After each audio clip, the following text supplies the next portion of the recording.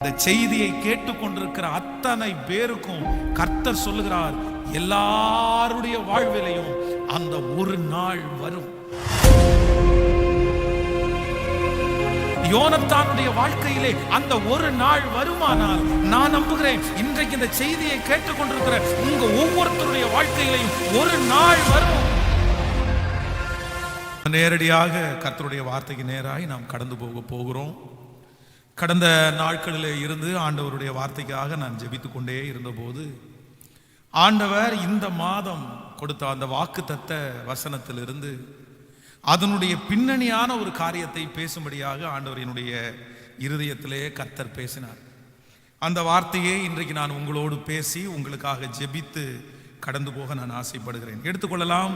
நாம் எல்லாரும் எடுத்த அந்த வேத பகுதியை நம்ம வாசிப்போம். 1 சாமுவேல் 14ஆம் அதிகாரத்தை நாம் எடுத்துக்கொள்ள போகிறோம். 1 சாமுவேல் 14ஆம் அதிகாரத்திலே 1வது வசனத்திலிருந்து ஒரு சில வசனங்களை நாம் வாசிக்க போகிறோம். ஒரு நாள் சவுலின் குமாரனாகிய யோனத்தான் தன் ஆயுததாரியாகிய வாலிபனை நோக்கி, நமக்கு எதிராய் அந்த பக்கத்தில் இருக்கிற பெலிஸ்தியரின் தனயத்திற்கு போவோம் வா என்று சொன்னான். அதை அவன் தன் தகப்பனுக்கு அறிவிக்கவில்லை. ஒரு நாள் சவுலின் குமாரனாகிய யோனத்தான். ஆண்டவருடைய பிள்ளைகளே, இந்த இடத்திலே, இந்த வேத பகுதியிலே, இந்த சம்பவத்தின் இடையிலே அநேக காரியங்கள் சொல்லப்பட்டிருக்கலாம். இதற்கு முன்பாக இருக்கிற பின்னணியை குறித்து 1ஆம் தேதி நடந்த அந்த வாக்குத்தத்த ஆராதனையிலே ஆண்டவர் நம்மோடு கூட பேசினார். அந்த சூழ்நிலையை குறித்து நம்ம விவரமாய் எந்த சூழ்நிலையிலே இது நடக்கிறது என்கிறதை குறித்து நம்ம தியானித்தோம். இஸ்ரவேல் ஜனங்களுக்கு விரோதமாக பெரிய ஒரு பட்டாளமே நிரம்பி வந்து நிற்கிறது. லட்சக்கணக்கான ஆட்கள் வந்து நிற்கிறார்கள் எதிராய். அப்பொழுதுதான் முதல் நேரம். சவுல் ராஜா பொறுப்படுத்து சில வருடங்கள் தான் ஆகிறது. அதற்குள்ளே இவ்வளவு பெரிய யுத்தம். ஜனங்கள் அப்படியே மலைத்து போய் நிற்கிறார்கள். என்ன செய்யறதுன்னே தெரியல. அதே போல நான் சொன்னது போல இவர்களுடைய கைகளிலே யாருடைய கையிலையும் ஆயுதமே இல்லை. இவங்க இருக்கிறதே ஒரு 3000 பேர் தான் இருக்கிறாங்க. சவுல் ராஜோட ஒரு 2000 பேர் இருக்கிறாங்க. யோனத்தானோட ஒரு 1000 பேர் இருக்காங்க. வெறும் 3000 பேர் தான் இருக்காங்க. இந்த 3000 பேர்ல பட்டயம் இருக்கிறது யார்கிட்டலாம் இருக்கு அப்படின்னா, சவுல் ராஜாவிட்டையும் யோனத்தான்டையும் மட்டும்தான் பட்டயம் இருக்கே தவிர வேற ஆள்கிட்ட பட்டயம் கூட இல்லை. ஆனால் இவர்களுக்கு முன்பாக நிற்கிற அந்த எதிரியினுடைய படை காலாட்கள் மட்டும் அப்படியே திரளாய் மணலத்தனையாய் அப்படின்னு வேதம் சொல்லுது. நிறைய லட்சக்கணக்கான பேர் அப்படியே இவர்களுக்கு விரோதமாய் வந்து நிற்கிறார்கள். அப்போ பல நாட்கள் இப்படி ஓடுகிறது. இஸ்ரவேல் ஜனங்கள் பார்த்துட்டே இருக்கிறாங்க. ஒருத்தருக்கு கூட தைரியம் இல்லை. எப்படி போரிட போகிறது? சரி, ஆயுதங்களை போய் தயாரிச்சு ஆயுதத்தை எடுத்து கொண்டு போய் அவர்களோட போராடலாம் அப்படின்னு பார்த்தா ஒரு கொல்லனும் இல்லை அந்த இடத்துல. கொல்லப்பட்டதான் இருக்கே தவிர கொல்லன் அத்தனை பேரையும் அந்த பெலிஸ்தியர் ஆட்கள் வந்து பிடிச்சிட்டு போயிட்டாங்க. அதிகமான சம்பளம் கொடுத்து அதிகமான பணத்தை கொடுத்து எங்களுக்கு ஆயுதங்களை தயாரிக்கணும், நீங்க வாங்கன்னா அவங்கள வேலையை கூட்டி போயிட்டாங்க. இவங்களுக்கு இப்போ அந்த பட்டயத்தை அடித்து கொடுக்கறது கூட கொல்லன் இல்லை. பட்டயத்தை கூட உருவாக்க முடியாது. ஜனங்கள் பலர் சிதறி போனார்கள். அந்த லட்சக்கணக்கான ஜனங்களை பார்த்த உடனே ஒரு சிலர் போய் குகைகளிலும் மலைகளிலையும் காடுகளிலையும் பல இடங்களிலே ஒளிந்து கொண்டார்கள். கண்டிப்பா இவங்க வருவாங்க, வந்து நம்மளை எல்லாம் பிடிச்சிட்டு போவாங்க, நம்முடைய வீடுகளை எல்லாம் தீக்கிரையாக்குவாங்க அப்படின்ற பயத்துல ஜனங்கள் எல்லாருமே வந்து ஒவ்வொருத்தரா ஒளிய ஆரம்பிச்சிட்டாங்க.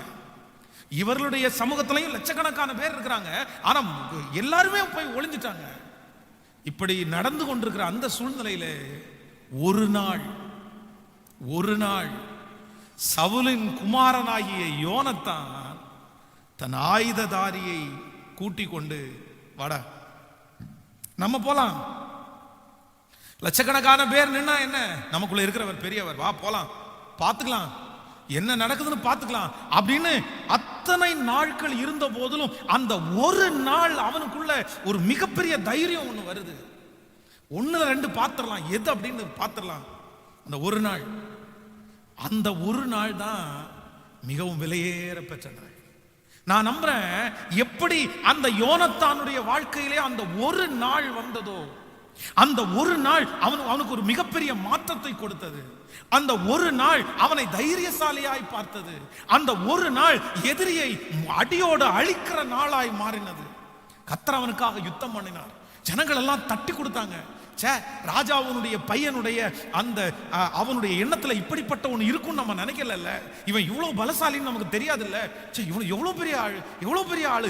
அத்தனை பேருடைய பாராட்டுக்கும் உகந்தவனாய் மாறினான். அந்த ஒரே ஒரு நாள் அவனுடைய வாழ்க்கையை தலைகீழாய் புரட்டி போட்டது. இதுவரையிலும் கிடைக்காத மரியாதை, இதுவரையிலும் கிடைக்காத கனம், இதுவரையிலும் கிடைக்காத புகழ்ச்சி எல்லாமே அவனுக்கு வந்து சேர்ந்தது அந்த ஒரு நாள்.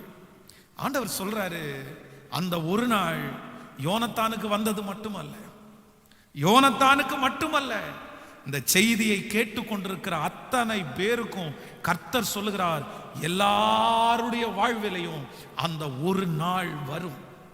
யோனத்தானுடைய வாழ்க்கையிலே அந்த ஒரு நாள் வருமானால் நான் நம்புகிறேன், இன்றைக்கு இந்த செய்தியை கேட்டுக்கொண்டிருக்கிற உங்க ஒவ்வொருத்தருடைய வாழ்க்கையிலையும் ஒரு நாள் வரும். உன் பிள்ளையினுடைய வாழ்க்கையிலே ஒரு நாள் வரும், ஒரு நாள் வரும். அன்றைக்கு நீங்க இப்படி இருக்க மாட்டீங்க. நீங்க ஒருவேளை இந்த ஜெபத்துல இருக்கிற நிறைய பேர் நீங்கள் சோர்ந்து போகலாம். பாஸ்டர், இனி எங்க வரப்போகுது, இனி எங்க வரப்போகுது, காலம் தாண்டிருச்சு, இனி வராது, இனி வருவதற்கு சாத்தியமே இல்லை. இனி நான் வந்து இவ்வளவு வயசானதுக்கு அப்புறமா அந்த நாள் வரப்போகுது, இவ்வளவு இழந்ததுக்கு அப்புறமா அந்த நாள் வரப்போகுது, இவ்வளவு அவமானப்பட்டதுக்கு அப்புறமா அந்த நாள் வரப்போகிறது, இத்தனை பேர் ரிஜெக்ட் பண்ணதுக்கு அப்புறமா எனக்கு வரப்போகுது. இல்லை, ஆண்டவருடைய பிள்ளைகளை நான் நம்புகிறேன், நான் விசுவாசிக்கிறேன். 80 வயதிலே வர முடியுமானால், 90 வயதுல ஒரு மனுஷனுக்கு வர முடியுமானால், இந்த சத்தத்தை கேட்டுக்கொண்டிருக்கிற யாரோ ஒருத்தரிடத்துல கர்த்தர் பேசுகிறார். இல்ல, நீ தான் சொல்லிட்டு இருக்கிற இனி எங்க வரப்போகுதுன்னு சொல்லிட்டு இருக்கிற. ஆனா கர்த்தருடைய கரத்தை பிடிச்சு சொல்றார், இல்ல, யோனத்தானுக்கு ஒரு நாள் வருமானால் உனக்கு ஒரு நாள் வரும், உனக்கு ஒரு நாள் வரும். அன்றைக்கு கர்த்தர் உன் எதிரிக்கு முன்பாக உன் தலையை உயர்த்துவார். அன்றைக்கு கர்த்தர் உங்களை அலங்கரிப்பார். கர்த்தர் உங்களை அன்றைக்கு ராஜாவாய் நிறுத்துவார். அன்றைக்கு உங்களுடைய கைகளிலே லட்சக்கணக்கான பணங்கள் கர்த்தர் தருவார். அன்றைக்கு இழந்து போன மரியாதை, இழந்து போன அந்த சகல கிருபையும் கர்த்தர் உனக்கு மீண்டும் தருவார். அந்த அபிஷேகத்தை தருவார். அன்றைக்கு அந்த நாள் வரும்போது சகல சொந்தத்தின் மத்தியிலையும் நீங்கள் ஒரு தனி ஆளாய் நீங்கள் நிற்பீர்கள். அந்த நாள் வரும். அவங்களுக்கெல்லாம் வருதில்ல, அவங்களுக்கெல்லாம் வருதில்ல, தீயவனுக்கு வருது, மோசமானவனுக்கு வந்திருக்க, ஆண்டவரை ஏற்றுக்கொள்ளாத ஒருத்தனுக்கு வந்திருக்க, துன்மார்க்கனான அந்த மனுஷனுக்கு அப்படி ஒரு நாள் வந்திருக்க. அவனுடைய துன்மார்க்கத்தினுடைய பணம் அவனோடு இந்த பூமியில அழிய போகுது. அவனுக்கும் நமக்கும் ஏணி வச்சா கூட எட்டாது. அவனை கம்பேர் பண்ணவே கூடாது. ஒரு தேவனுடைய பிள்ளை ஒரு உலகத்துல இருக்கிற மனுஷன் ஆசீர்வதிக்கப்படுகிறத பார்த்து ஒப்பிட்டே பார்க்க கூடாது. அதான் ஆண்டவர் சொல்றாரு, துன்மார்க்கருடைய ஆஸ்தியை பார்த்து நீ பொறாமப்படாத. அவனை பார்த்து நீ பொறாமப்படக்கூடாது. அவங்களுக்கும் உங்களுக்கும் ஏணி வச்சா எட்டாது. அவர்களுடைய ஐஸ்வர்யம் இந்த உலகத்துல துருப்பிடிக்கும். அவர்களுடைய ஐஸ்வர்யம் இந்த உலகத்துல ஒன்றுமில்லாமல் போகும். ஆனா ஆண்டவருடைய பிள்ளையே, நீயும் நானும் அப்படிப்பட்டவர்கள் அல்ல. இந்த உலகத்திலே ஐஸ்வர்யம் மற்றவர்களா இருந்தாலும் பரலோகம் நமக்காக இருக்கிறது. கைவேலைக்கில்லால் கட்டப்பட்ட வீடு. இங்க கண்ண மூடனா அங்க போய் கண்ணை திறப்போம். அங்க நடக்கிறது தங்கத்துல நடப்போம். அங்கே நமக்காக சகலவும் ஆயத்தப்பட்டிருக்கிறது. சோ அதனால இந்த வாழ்க்கையில அவன் உயர்றான் அப்படின்றதுக்காக ஆண்டவருடைய பிள்ளைகள் வருத்தப்படக்கூடாது. அவன் நான் நம்புறேன் இந்த வேதத்தை வாசிக்கும் போது. ஆனா அப்படிப்பட்ட ஒரு மனுஷனுக்கு இந்த உலகத்துல ஒரு காலம் வரும், ஒரு நாள் வருமானால் ஆண்டவரையே நம்பி, ஆண்டவரையே சார்ந்து, அவரை தேடி, அவர் சமூகத்துல விழுந்து கிடக்கிற உங்களுக்கு வராதா ஒரு நாள்? உங்களுக்கு எதிரியா இருக்கிறவன் விக்கிரக ஆராதனைக்காரன், அவனுக்கே ஒரு நாள் வருமானால், ஹல்லேலூயா, உங்களுக்கு விரோதமாய் பேசி, உங்களை குறித்து குறைவாய் மதிப்பு போட்டு, உங்களை குறித்து 10 பேரிடத்துல போய் சொல்லி, அவனுக்கே உன் கண்ணுக்கு முன்னாடி ஒரு காலம் வரும்னா, ஆண்டவருடைய பிள்ளையே, உனக்கு ஒரு காலம் வராதா? பரிசுத்த ஆவியானவர் இன்றைக்கு உன்னை விசுவாசத்தை தட்டி எழுப்பி உன்னை தைரியப்படுத்தி கர்த்தர் சொல்கிறார், இல்லை, உனக்கும் ஒரு நாள் வரும் மகளே, உனக்கும் ஒரு நாள் வரும் மகனே, உன் பிள்ளைக்கு ஒரு நாள் வரும். அன்றைக்கு ஆண்டவர் சகலவற்றையும் உன்னுடைய கரங்களுக்கு கீழாக கொண்டு வருவார், கொண்டு வருவார். அந்த ஒரு நாள் வரும்போது பாத்தீங்க அப்படின்னா எல்லாமே அப்படி ஆயத்தமாய் எல்லாமே நடக்கும், எல்லாமே நடக்கும். நடந்துட்டே இருக்கும். அப்படியே காரியங்கள் எல்லாம் கைகூடி வர்றதை நீங்க பாப்பீங்க. எல்லாமே உங்களுக்கு கைகூடி வரும். 10 வருஷமா இருந்த தடை, 20 வருஷமா இருந்த தடை, 50 வருஷமா இருந்த தடை, இதுவரைக்கும் முயற்சி எடுத்திருப்பீங்க, அது நடந்திருக்காது. இதுவரைக்கும் ஓடி இருப்பீங்க, ஜெயிச்சிருக்க மாட்டீங்க. இதுவரைக்கும் என்னென்னமோ பண்ணிருப்பீங்க, ஆனா அந்த காரியம் தடை தடை தடை, அது வராது, அது இனி நடக்காது அப்படின்னு நீங்க தூக்கி போட்டிருப்பீங்க. நீங்க அதை மறந்திருப்பீங்க. ஆனா நான் நம்புறேன், ஆண்டவர் ஒரு நாள் வரும், அந்த நாளில் சகலத்தையும் அப்படியே கைகூடி வர பண்ணுவார். எல்லாம் அப்படியே கைகூடி வரும். நீங்க நினைச்சிருக்க மாட்டீங்க. அது அவர் ஒருத்தர் கொண்டு கொடுப்பாரு, இவர் ஒருத்தர் கொண்டு கொடுப்பாரு, இங்கே இருந்து வரும், அங்க இருந்து வரும். அப்பா, அப்பதான் நீங்க நினைப்பீங்க, இவங்க இத்தனை நாள் எங்க இருந்தாங்க, இத்தனை நாள் எங்க போயிருச்சு, இத்தனை நாள் தேடி தேடி கிடைக்கலையே. ஆண்டவர் மட்டும் அந்த ஒரு நாளை உங்களுடைய வாழ்க்கையிலே கட்டளை இடுவாரே ஆனால், நான் விசுவாசிக்கிறேன், நான் நம்புகிறேன், அந்த ஒரு நாள் வரும்போது ஹல்லேலூயா, சகல காரியத்தையும், இத்தனை ஆண்டுகளும் தடையா இருக்கிற காரியத்தையும் கர்த்தர், நான் நம்புகிறேன், கைகூடி வர பண்ணுவார், கைகூடி வர பண்ணுவார், கைகூடி வர பண்ணுவார், கைகூடி வர பண்ணுவார்.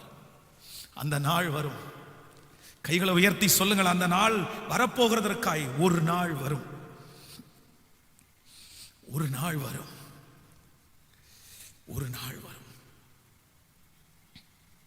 நீங்க இப்படியே இருப்பதில்லை, நீங்க இப்படியே இருக்க மாட்டீங்க. ஒருவேளை நீங்க நினைக்கலாம், நான் இப்படியே இருந்துருவேனோ, என் வேலையில நான் இப்படியே இருந்துருவேனோ, என் வருமானத்துல நான் இப்படியே இருந்துருவேனோ, என் காலம் முழுசு நான் இப்படியே இருந்துருவேனோ, என் புள்ள இப்படியே இருந்துருவோமோ அப்படின்னு உங்களுடைய மனசுல ஆயிரக்கணக்கான எண்ணங்கள் ஓடிக்கொண்டிருக்கலாம். நான் இப்படியே இருந்து இப்படியே செத்துருவோம் போல தெரியுது, இப்படியே குழிக்குள்ள போவேன் போல தெரியுது, நான் நன்மையை பார்க்க மாட்டேன் போல தெரியுது. இல்ல இல்ல இல்ல, கர்த்தர் தான் சொல்றாரு, இல்ல, ஒரு நாள் அழுகிற உங்களுக்கு ஒரு நாள் வரும், நீங்க சிரிப்பீங்க. அழுகிற நீங்க இன்னைக்கு அழுதுட்டே இருக்கிறீங்க. அதான் நீங்க நம்ம வாசிக்கும் போது வேதம் ரொம்ப அழகா சொல்லுது, அப்படி இல்ல, சிரிக்க அழுகிறதுக்கு ஒரு காலம் உண்டா, சிரிக்கிறதுக்கு ஒரு காலம் உண்டு, சிரிக்கிறதுக்கு ஒரு காலம் உண்டு. இன்றைக்கு ஒருவேளை வெறுங்கையா இருக்கிற காலமா இருக்கலாம், ஆனா நான் நம்புறேன் ஒரு நாள் வரும், இன்னைக்கு வெறுங்கையா இருக்கிறவனுடைய கரம் அப்படியே நிரம்பி வழிகிற ஒரு பாத்திரமா ஆண்டவர் மாற்றுவதற்கு ஒரு காலம் வரும், காலம் வரும்.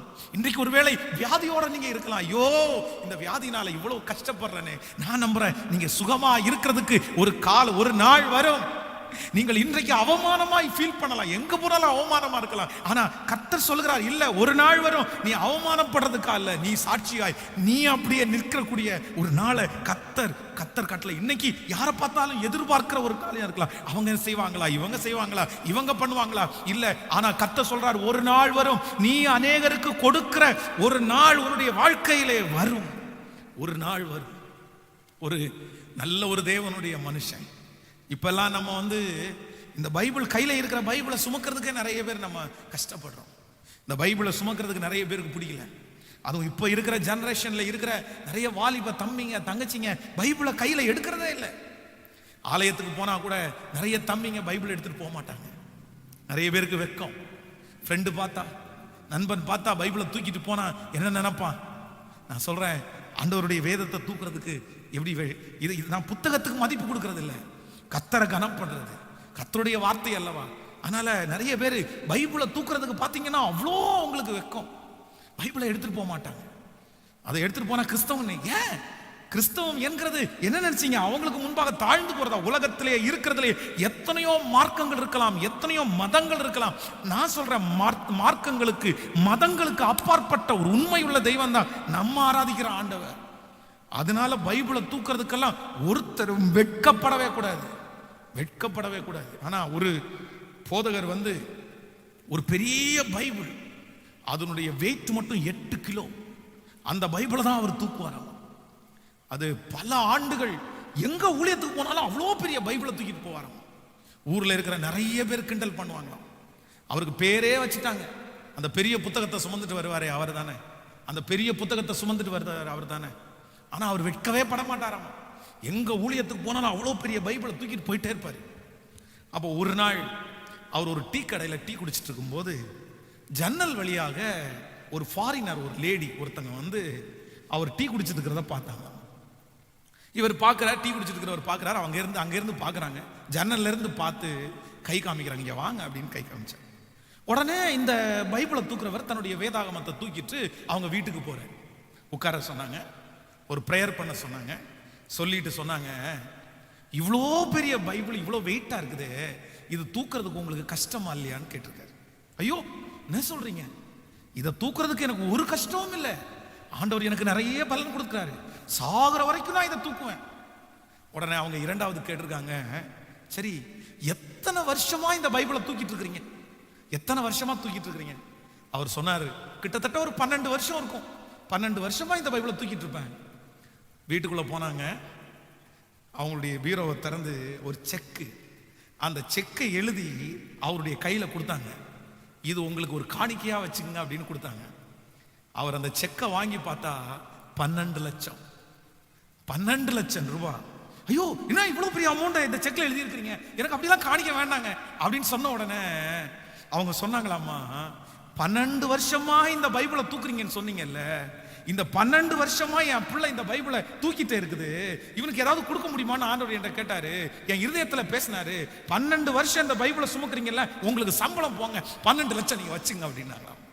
அப்ப நான் என்ன நம்புறேன் அப்படின்னா, இன்றைக்கு ஒருவேளை நிறைய பேருடைய பார்வைக்கு உங்களுடைய கண்ணீர், உங்களுடைய ஜெபம், உங்களுடைய உபவாசம் நக்கலா கிண்டலா தெரியலாம், உங்களுடைய ஊழியம் கிண்டலா தெரியலாம், நீங்க ஆண்டவருக்காக காண்பிக்கிற பக்தி வைராக்கியம் கிண்டலா உங்களுக்கு தெரியலாம், அதை வச்சு அவங்க கேலி பண்ணலாம், என்ன நீ பெரிய ஆளா, நீ வானத்திலிருந்து குதிச்சியா, நீ ஃபாதரா, நீ அப்படியெல்லாம் இருந்துருவியா, என்னென்னமோ உங்களை பார்த்து சொல்லலாம். நீ அழாம கண்ணை மூடிட்டு, நீ அழுத உடனே என்ன நடக்குது, நீ ஒப்பாரி வச்ச உடனே என்ன நடக்குது, அப்படியெல்லாம் உங்களை காயப்படுத்துகிற அந்த நபர், நான் நம்புறேன் ஒரு நாள் வரும், ஒரு நாள் வரும், நீ தேவ சமூகத்துல நீங்க வடிச்ச கண்ணீருக்கு பதில் வரும், ஒரு நாள் வரும். அன்னைக்கு உங்க ஜபத்தினாலதான் உங்க குடும்பம் நடக்குதுன்னு அவங்க சொல்லுவாங்க. ஒரு நாள் வரும், நீங்க அத்தனை நாட்களும் பட்ட பாடுகள் பக்தி வைராக்கியத்திற்கு நான் சொல்றேன், ஆண்டவரே உங்களை கனப்படுத்தி ரிவார்டு கொடுத்து, இத்தனை வருஷம் எனக்காக இப்படி செய்தியே, நான் உனக்காக பண்ணுவேன்னு கர்த்தர் சொல்லுகிற ஒரு நாள் வரும்னு நான் நம்புறேன். விசுவாசிக்கிறவங்க கரங்களை உயர்த்தி ஒரு ஹல்லேலூயா சொல்லு. எனக்கு என்னன்னா, சிலுவையில இருக்கிற கள்ளன், அவனுக்கு அப்படிப்பட்ட ஒரு சூழ்நிலை, அப்படிப்பட்ட ஒரு நாள் வரும்னு அவன் நினைக்கல. ஒருவேளை செத்துருவேன்றது நினைச்சிருக்கலாம், ஆனா அவனுக்கு விடுதலை கிடைக்கும்ன்ற ஒரு நாள் அவனுக்கு தெரியல. ஆனா சிலுவை கள்ளனுக்கே ஒரு நாள் வருமானால் நான் நம்புகிறேன் உங்களுக்கு வராத ஆண்டவருடைய பிள்ளைகளை. சிம்சோன் பாவத்தை செய்து தள்ளப்பட்டு எல்லாராலும் புறக்கணிக்கப்பட்டு கண்கள் பிடுங்கப்பட்டு தன்னுடைய பலனெல்லாம் இழந்து போய் இப்பொழுது அவனை வேடிக்கை காண்பிக்கிற பொருளாய் கொண்டு வந்து முன்பாக நிற்கிறார்கள். ஒரு பக்கத்துல இருக்கிறவங்க அவனை பார்த்து கிண்டல் பண்றாங்க, இன்னொரு பக்கத்துல இருக்கிறவங்க அவனை பார்த்து பரிதாபப்படுறாங்க.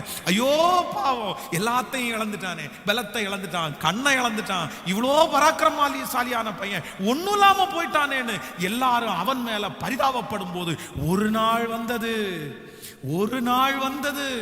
அந்த நாள் இழந்து போன அந்த பலத்தை திரும்பவும் ஆண்டவர் கொடுத்து, அந்த அபிஷேகத்தை திரும்பவும் ஆண்டவர் கொடுத்து, அந்த பரிசுத்தாவியானவர் திரும்பவும் அவன் மேல எழும்பி, அந்த அவன் உயிரோடு இருந்த நாட்களிலே கொடுத்த ரட்சிப்பை விட மரிக்கும் போது அவ்வளவு பெரிய ரட்சிப்பு அவனால் உண்டாகுமே. ஆனால் இன்றைக்கு இந்த சத்தத்தை கேட்கிற ஆண்டவருடைய பிள்ளையே, உனக்கு ஒரு நாள் வரும், உன் கால்களை ஸ்திரப்படுத்த தள்ளாடுகிற முழங்கால்களை பலப்படுத்துகிற ஒரு நாள், ஓஹோ ஹல்லேலூயா, வரும் என்று பரிசுத்தாவியானவர் சொல்லுகிறார்.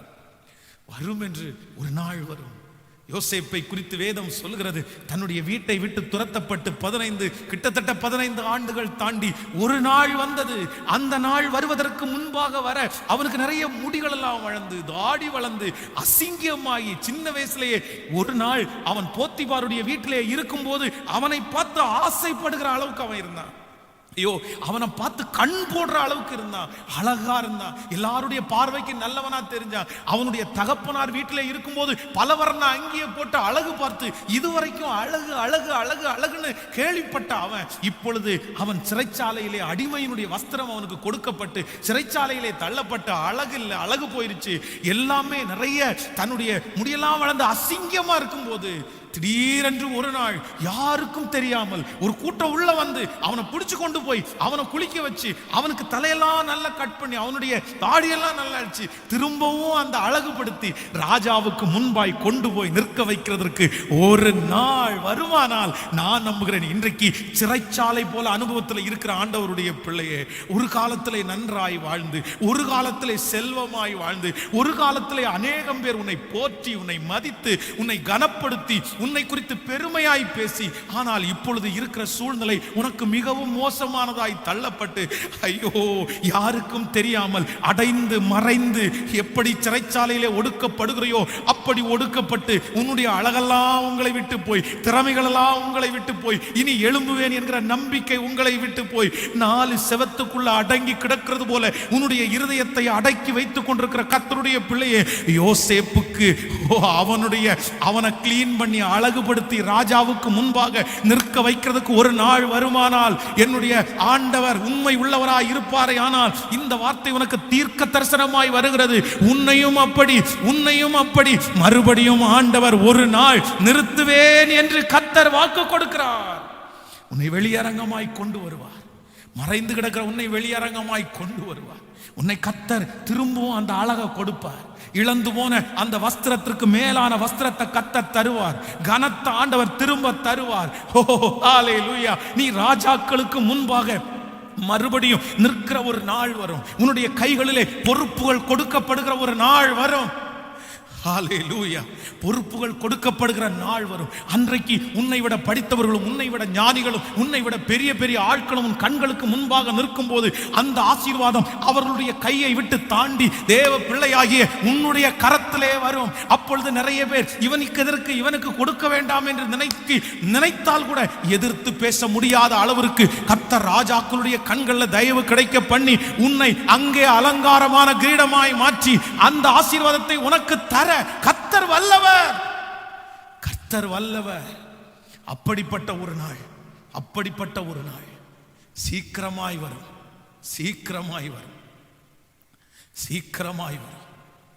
38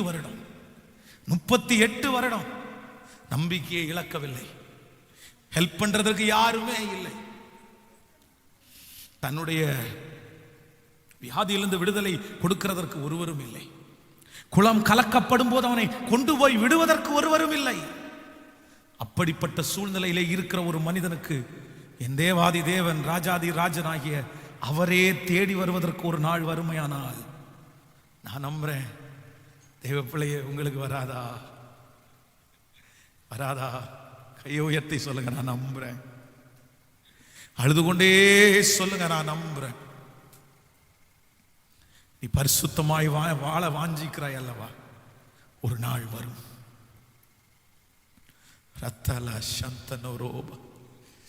ஒரு நாள் வரும். சொல்லுங்க, ஆண்டவருக்கு நன்றி சொல்லுங்க. கையை உயர்த்தி நான் நம்புறேன்னு. நான் நம்புறேன். எத்தனை பேர் வீடுகளிலிருந்து கேட்குறீங்க, எத்தனை பேர் எங்கிருந்து கேட்குறீங்கன்னு தெரியல. இருக்கிற இடம் எதுவாக இருந்தாலும் அதை குறித்து கவலைப்படாமல் நீங்க கையை உயர்த்துறதுக்கு விடுதலை இருந்தா உயர்த்தி, அழுகிறதுக்கு விடுதலை இருந்தா அழுது கர்த்தர் சமூகத்தில் சொல்லுங்க, ஆண்டவரே நான் நம்புறேன்.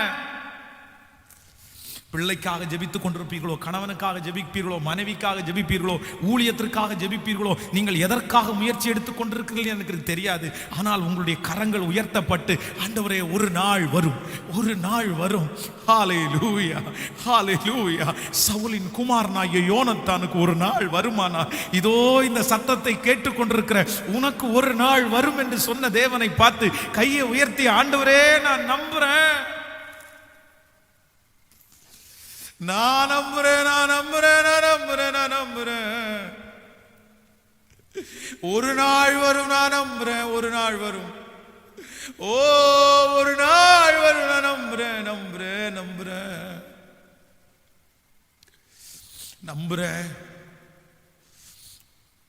ஒரு நாள் வரும். நம்புறேன். ஹல்லேலூயா. கைகளை உயர்த்தி ஒரு ஹல்லேலூயா சொல்லு. இந்த வார்த்தைகள் எல்லாம் நான் தியானித்துக் கொண்டிருக்கும் போது ஆண்டவர் அந்த நாள் எப்போ வரும்? அந்த நாள் வருவதற்காக ஒரு தேவனுடைய பிள்ளை எதையெல்லாம் நீங்க தாண்டி வரணும். ஆண்டவர் நினைக்கிற, ஆண்டவர் கனப்படுத்துகிற, ஆண்டவர் உயர்த்துகிற ஒரு நாள் வரும் இல்ல? அந்த நாள் வர்றதற்கு முன்னாடி சிலதெல்லாம் நீங்க தாண்டி வர வேண்டியது இருக்கிறது. அதை தாண்டி நீங்க வந்தாதான் அந்த நாளை நீங்க அடைய முடியும். ஆனா சிலர் என்ன பண்ணுவாங்கன்னா, அந்த மாதிரி ஒரு சூழ்நிலைக்குள்ள ஆண்டவர் நடத்தும் போது அந்த சூழ்நிலையில இருக்க முடியாம அவங்க அந்த நாள் அவங்க அடைய முடியாம போகுது. சோ அதை குறித்து ஒரு 3 காரியங்களை இதெல்லாம் தாண்டி வாங்க, அந்த நாள் உங்களுக்காக காத்துட்டு இருக்கு. இதை ஒருவேளை இந்த சிச்சுவேஷன்ல கர்த்தர் உங்களை நடத்துறாருன்னா கூட நீங்க இதை தாண்டி வந்துருங்க. ஆண்டவர் அந்த நாளை சீக்கிரம் கொடுத்துருவார் என்கிற ஒரு தலைப்பிலே 3 காரியங்களை உங்களோடு பேசி உங்களுக்காக ஜெபிக்க போகிறேன். முதலாவதாக நம்பர் 1, முதலாவதாக ஒரு வசனத்தை நம்ம வாசிக்க போகிறோம். ஒரு தேவனுடைய பிள்ளை, எதை நீங்கள் தாண்டி வந்தால் அந்த நாள் வரும் அப்படின்றத நம்ம தியானிக்க போறோம். எடுத்து வாசிக்கலாமா?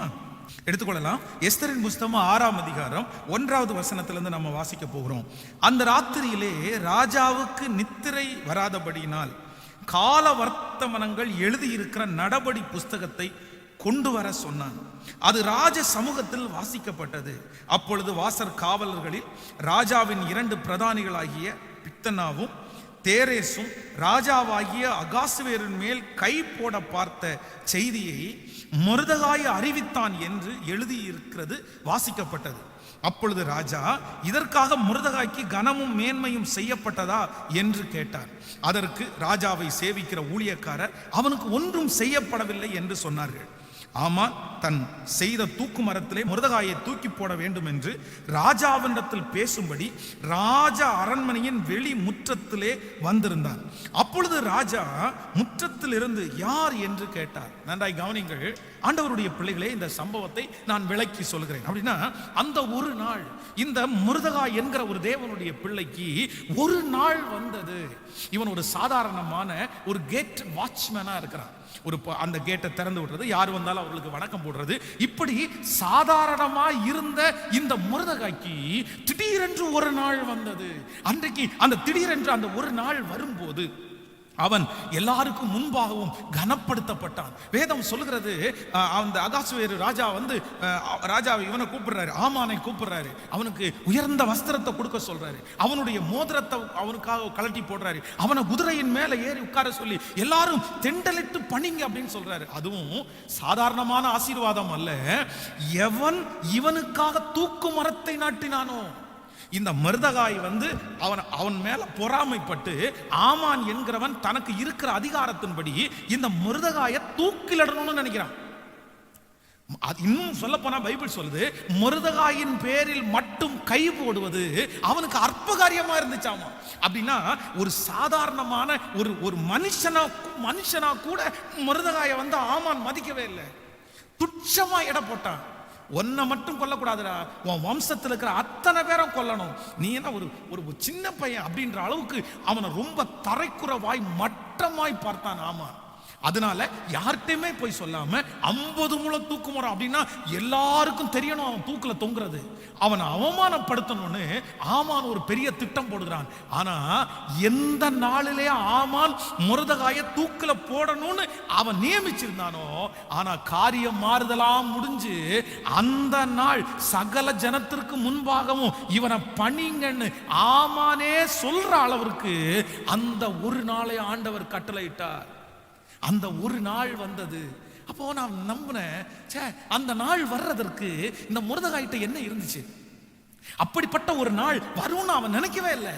அப்படிப்பட்ட ஒரு நாள் வரும்ன்றதற்காக அவன் எதையுமே செய்யவே இல்லை. அவனுடைய கனவுல கூட அப்படிப்பட்ட ஒரு நாளை நினைக்கல. ஆனா அந்த நாள் வந்துருச்சு. அவ்வளோ பெரிய சந்தோஷம்.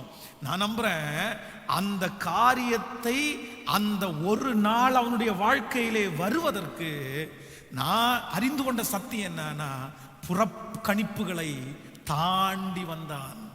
நம்பர் 1, முதலாவதாக புறக்கணிப்புகளை தாண்டி வா, அந்த ஒரு நாள் வந்துடும். எப்படின்னா இந்த இடத்துல வேதம் சொல்கிறது, ஏற்கனவே ராஜாவுடைய பிரதானிகளில் 2 பேர் அகாசுவேரு ராஜாவை கொல்றதற்காக பிளான் போடுறாங்க. பிரதானிகள்ல 2 பேர். பொதுவாக ஒரு இடத்துல வேலை பார்க்குறோம் அப்படின்னு சொன்னா நம்ம சாதாரணமான வேலை செய்வோம் வைங்களேன். இதுக்கு முன்னாடி பெரிய போஸ்ட்ல இருக்கிறவங்க ஏதாவது மெயின் ஆபீஸுக்கு விரோதமா ஏதாவது ஒன்று பண்ணாங்கன்னு வைங்களேன், அப்போ நம்ம நிறைய பேர் கண்டும் காணாம தான் அது போகணும் அப்படின்னு சொல்லுவாங்க. ஏன்னா இவங்க இருக்கிறவங்க பெரிய ஆட்கள். இந்த பெரிய ஆட்கள் இந்த ஓனருக்கு விரோதமாய் பண்ற துரோகத்தை அவ்வளவு சீக்கிரமா ஓனர்கிட்ட நம்ம எடுத்துக்கொண்டு போக முடியாது. அப்படி ஒருவேளை எடுத்துக்கொண்டு போகும்போது நம்முடைய ஓனரே தப்பா நினைச்சிட்டார் அப்படின்னா இவங்க 2 பேரும் கண்டிப்பா நம்மளை கொல்றது கூட சூழ்நிலை வந்துடும். நமக்கு விரோதமாய் அவர்கள் எழும்பி விடுவார்கள். இப்படிப்பட்ட பயம் வேலை செய்கிற எல்லாருக்குமே இருக்கும். இப்படிப்பட்ட ஒரு சூழ்நிலையில தான் இந்த மொர்தெகாய் இருக்கிறாரு. அவங்க 2 பேரும் திட்டம் போடுறாங்க, பிளான் பண்றாங்க. ராஜாவை கொல்லணும்ன்ற செய்தியை தன்னுடைய உயிரே போனாலும் பரவாயில்லைன்னு சொல்லி, அவன் என்னென்ன சூழ்நிலை நடந்துச்சுன்னு நமக்கு தெரியல. ஒரு ராஜாவை காப்பாத்துறது அப்படின்றது அவ்வளவு சுலபமானது அல்ல. அவங்க 2 பேரும் பிளான் போடுறது சும்மா எல்லாருக்கும் தெரிஞ்சது மாதிரி பிளான் எல்லாம் போட மாட்டாங்க. ஆனா அந்த பிளானை கண்டுபிடிச்சு ராஜாவை காப்பாத்தி அந்த 2 மனுஷங்க ராஜா மேல கை போடாத, ராஜாவை கொல்லாம பத்திரப்படுத்தினான். அது கரெக்டா யார் பத்திரப்படுத்தினா, யார் கொல்ல வந்தா எல்லாத்தையுமே புஸ்தகத்துல எழுதிட்டாங்க. ஆனா இந்த மருதகாய்க்கு ஒன்றுமே கொடுக்கப்படல. இவன் செய்த காரியம் சாதாரணமானதல்ல. ராஜாவை காப்பாத்தினான், ராஜாவை காப்பாத்தினான். சாதாரணமான ஒரு மனுஷன் இல்லைன்னா ஒரு சிப்பாய், அங்கே இருக்கிற ஒரு தலைவன், யாராவது ஒருத்தர் இப்படி ராஜாவை காப்பாத்தி இருந்தா அவனுக்கு எவ்வளவு பெரிய கனம் கிடைச்சிருக்கும், எவ்வளவு பெரிய பரிசு கொடுத்திருப்பாங்க, அவனுக்கு எவ்வளவு பெரிய போஸ்ட் கிடைச்சிருக்கும். ஆனா இந்த மருதகாய்க்கு எதுவுமே கொடுக்கப்படல. உள்ளுக்குள்ள என்ன பாலிடிக்ஸ் நடந்துச்சுன்னு தெரியாது. மருதகாய, இவ்வளோ பெரிய காரியத்தை செய்த மருதகாய புறக்கணிச்சு தள்ளிட்டாங்க, புறக்கணிச்சு தள்ளிட்டாங்க. ஆனா நம்மளா இருந்தா தொடர்ந்து அந்த மாதிரி வேலையை எப்படி செஞ்சிருப்போம்? நமக்கு மனசே இருந்திருக்காது. சே, இவ்வளோ பெரிய காரியத்தை நம்ம பண்ணி இப்படி நம்மளை புறக்கணிச்சிட்டாங்களே. நமக்கு ஒரு சின்ன அவார்டு கூட கொடுக்கல, சின்ன ஒரு கைத்தட்டல் கூட கொடுக்கல. ஒரு வார்த்தை தேங்க்ஸ் சொன்னாங்களா? ஒரு வார்த்தை நல்லா இருக்குன்னு சொன்னாங்களா? இன்றைக்கு இந்த ஜெபத்தில் இருக்கிற நிறைய ஆண்டவருடைய பிள்ளைகள், ஒருவேளை நீங்கள் புறக்கணிப்பின் பாதையிலே நீங்கள் கடந்து வரலாம். உங்களை புறக்கணிக்கலாம். நீங்கள் செய்தது பெருசு, உங்க உயிரையே தியாகம் பண்ணி நீங்க செஞ்சீங்க. ஆனா அது ஏற்றுக்கொள்ளப்படல, ஏற்றுக்கொள்ளப்படல. நீங்க உங்களை வருந்தி தான் அந்த காரியத்தை செஞ்சீங்க. ஆனா செய்யற வரைக்கும் எல்லாரும் நல்லா இருந்துட்டு அந்த காரியம் முடிஞ்சதுக்கு அப்புறம் உங்களுக்கு ஒரு கைத்தட்டு கூட கிடைக்கல. ரிஜெக்ஷன், ரிஜெக்ட் பண்ணதான் மிச்சம். அவ்வளவு பெரிய காரியத்தை செய்து உங்களுக்கு கனம் கிடைக்கும்னு நினைச்ச இடத்துல இல்ல, உங்களுக்கு ரிஜெக்ஷன் தான் வந்துருச்சு. ஆனா பரிசுத்த ஆவியானவர் இன்றைக்கு உங்களோடு பேசுகிறார். மகனே, மகளே, நீ அந்த புறக்கணிப்புகளை தாண்டி வா. மருதகாய்க்கு ஒரு நாள் வரும், அவனை கனப்படுத்தினது போல ஆண்டவர் சொல்லுகிறார், இந்த புறக்கணிப்புகளை தாண்டி வா, உன்னையும் அவர்களுக்கு முன்பாய் பெரிய அளவிலே. அன்றைக்கு ஒருவேளை மருதகாய்க்கு கனம் கொடுத்திருந்தால் சின்ன கனமாய் இருந்திருக்கும், அவனுக்கு பதவி கொடுத்திருந்தால் சின்ன பதவியா இருந்திருக்கும். ஆனா ஆண்டவர் காலதாமதம் பண்ணி புறக்கணிப்புகளை தாண்டி வந்ததற்கு பிறகு கர்த்தர் அவனுக்கு கொடுத்த உயர்வு அங்கே இருக்கிற ஒரு மனுஷனுக்கும் கிடைக்காத அளவுக்கு உயர்வை கொடுத்தது உண்மையானால், இந்த சத்தியத்தை கேட்டுக்கொண்டிருக்கிற யாரோ ஒருத்தரை பார்த்து கர்த்தர் ஆணித்தரமாய் சொல்லுகிறார், இதை தீர்க்க தரிசனமாய் எழுதி வைத்துக் கொள்ளுங்கள். ஆண்டவர் வெகு சீக்கிரத்திலே இந்த புறக்கணிப்புகளை தாண்டி வா. மகளே, உன்னை நேசிக்க வேண்டியவர்கள், மகனே, உன்னை நேசிக்க வேண்டியவர்கள் புறக்கணிக்கிறார்கள் அல்லவா? உனக்குள்ளே அத்தனை திறமைகள் இருந்து உன்னை புறக்கணிக்கிறார்கள் அல்லவா? ஓ, நீதான் அதை செய்தாய் என்று தெரிந்த போதிலும் உன்னை புறக்கணிக்கிறார்கள் அல்லவா? உன்னுடைய கணவன், உன்னை என்கரேஜ் பண்ண வேண்டிய கணவன், உன்னை என்கரேஜ் பண்ண வேண்டிய மனைவி, உங்களை தட்டி கொடுக்க வேண்டிய தாய் தகப்பன், உங்களை தட்டி கொடுக்க வேண்டிய பிள்ளைகள் எந்த இடத்திலே கனப்படுத்தப்பட வேண்டுமோ, எந்த நபர் கனப்படுத்த வேண்டுமோ அவர்களே உங்களை புறக்கணிக்கிறார்களா? கர்த்தராகிய ஆண்டவர் இன்றைக்கு சொல்லுகிறார், இல்லை, ஒரு நாள் வரும், இந்த புறக்கணிப்பில் சோர்ந்து போகாத, இந்த புறக்கணிப்பில் செய்ய வேண்டிய வேலையை செய்யாம இருந்தாத. ஒரு நாள் வரும், அன்றைக்கு கர்த்தர் உன்னை அவர்களுக்கு முன்பாக நீ பெரிய அளவில் கர்த்தர் உன்னை உயர்த்துவார். அவர்கள் மதிக்கிற அளவிற்கு, அவர்கள் கைத்தட்டுற அளவுக்கு அவர்களை ஸ்டிக் பண்ணி நீ உங்களை கனப்படுத்த, உங்களை கையெடுக்க, உங்களை வணங்க, இல்லையென்றால் உங்களை மரியாதை கொடுக்க முடியாத என்று சொல்லுகிறவர்கள், மரியாதை கொடுக்க மாட்டேன்னு சொல்றவங்களை கூட மரியாதை கொடுக்க வைக்கிறது மாதிரி ஒரு உயர்வை என் ராஜாதி ராஜா உங்களுக்கு தர்றதற்கு வல்லவரா இருக்கிறாரு. நம்புறீங்களா? நம்புறீங்களா? கைய மேல உயர்த்தி எஸ்லோ. புறக்கணிப்புகளை தாண்டி வா, புறக்கணிப்புகளை தாண்டி வா. புறக்கணிப்பு பரிசுத்தவான்களுக்கு பழக்கமானதுதான். புறக்கணிப்பு பரிசுத்தவான்களுக்கு புதுசு இல்லை. எல்லா பரிசுத்தவான்களும் புறக்கணிப்புகளை தாண்டி வந்தவர்கள் தான். அவ்வளவு திறமை இருந்தும் சிங்கத்தினுடைய வாயை கிழித்து போட்டதுக்கு பிற்பாடும், அதற்கு பிறகு சவால் விட்டு கொண்டிருக்கிற கோலியாத்தி என்கிற மிகப்பெரிய அரக்கனை கொன்று வீழ்த்தி அவனுடைய தலையை கையிலே எடுத்துக்கொண்டு வந்த போதிலும், அங்கே இருக்கிற ஸ்திரீகள் தாவீது கொன்றது 15,000 என்று முழக்கமிட்ட போதிலும், அவனுடைய பலத்தையோ அவனுடைய திறமையோ அவனுடைய தைரியத்தையோ அவனுடைய ஜப வாழ்க்கையோ ஆண்டவர் மேல அவன் வச்சிருக்கிற பக்தியையோ ஏற்றுக்கொள்றதற்கு யாருமே இல்லை. எல்லாருமே புறக்கணிச்சாங்க. ராஜா புறக்கணிக்கப்பட்டார். அவ்வளவு டேலண்ட் இருக்கிற ஒரு மனுஷன் புறக்கணிக்கப்பட்டான். இன்றைக்கு தாவீதை போல யாரோ ஒருத்தர் இந்த சத்தியத்தை கேட்டுக்கொண்டிருக்கலாம். என்ன புறக்கணிக்கிறதுக்கு என்ன பாஸ்டர்? எனக்கு ஒண்ணுமே இல்லையா? நான் ஒன்றும் சம்பாதிக்கலையா? நான் ஒன்றும் உழைச்சு கொண்டு வரலையா? நான் என் வீட்டை நல்லா பார்த்துக்கலையா? நான் என் கையில் கொடுத்துருக்கிற வேலையை அவ்வளோ கிளியராக செய்யலையா? அப்புறம் ஏன் பாஸ்டர் என்ன புறக்கணிக்கிறாங்க? ஒண்ணுமே இல்லாத ஒருத்தனை புறக்கணிக்கிறாங்கன்னா பரவாயில்ல, எனக்கு இத்தனை டேலண்ட் இருந்தும் எனக்கு இத்தனை காரியங்கள் இருந்தும் என்னையே புறக்கணிக்கிறாங்கன்னு நினைக்கிறீங்களா? இதே பாதையில தான் தாவீது கடந்து வந்தான். அவ்வளவும் இருக்குது. பராக்கிரமசாலிக்கு பராக்கிரமசாலி, தைரியசாலிக்கு தைரியசாலி, ஜப வீரனுக்கு ஜப வீரன், இசைக்கருவியில வாசிக்கிறதுல தேர்னவனுக்கு இசைக்கருவியிலே வாசிக்கிற தேர்னவன். அவன்கிட்ட இல்லாத டேலண்ட் எதுவுமே இல்லை. ஆனா அத்தனை டேலண்டுகள் இருந்தும் புறக்கணிக்கப்பட்டானே. ஆனா ஒரு நாள் வந்தது, திடீரென்று ஒரு நாள் வந்தது, புறக்கணிப்புகளை தாண்டி விட்டான். புறக்கணிப்புல சோர்ந்து போகவே இல்லை. நான் இவ்வளவு டேலண்ட் உள்ள என்னை புறக்கணிச்சாங்களேன்னு சொல்லி வீம்பு பண்ணல. இவ்வளவு டேலண்ட் உள்ள என்ன இப்படி புறக்கணிச்சிட்டாங்க, அவன் முன்னாடி வாழ்ந்து காட்டுவேன்னு சுயத்தினால முடிவெல்லாம் எடுக்கல. கோபம்லாம் வரல, எரிச்சல் எல்லாம் வரல, உடனே அவசரப்பட்டு ஒரு முடிவெல்லாம் எடுக்கல. எல்லாத்தையும் பொறுத்து கொண்டான், எல்லாத்தையும் சகித்து கொண்டான். திடீரென்று ஒரு நாள் ஆண்டவர் அவனை ஹல்லேலூயா நினைப்பதற்கு வேண்டுவதற்கும் அதிகமாய் செய்கிறவர் அல்லவா, அவனை சகல ஜனங்களுக்கு முன்பாகவும் கர்த்தர் ராஜாவாய் கர்த்தர் கொண்டு வந்து நிறுத்தினார். உனக்கு நடக்கும் தேவ பிள்ளையே, உங்களுக்கு நடக்கும் தேவ பிள்ளையே, புறக்கணிக்கிற உங்களை கர்த்தர் தடுத்துன்னு, அந்த புறக்கணிக்கிற உங்களை கர்த்தர் தைரியப்படுத்துகிறார். அப்போஸ்தலனாகிய பவுல் ரட்சிக்கப்படுவதற்கு முன்பாக பெரிய பணக்காரன், ரட்சிக்கப்படுவதற்கு முன்பாக ஒரு மிகப்பெரிய தைரியம் உள்ள ஒரு படை வீரன். ஆனால் ரட்சிக்கப்பட்டதற்கு பிறகு சில நேரத்தில் அவனை புறக்கணித்தார்கள்.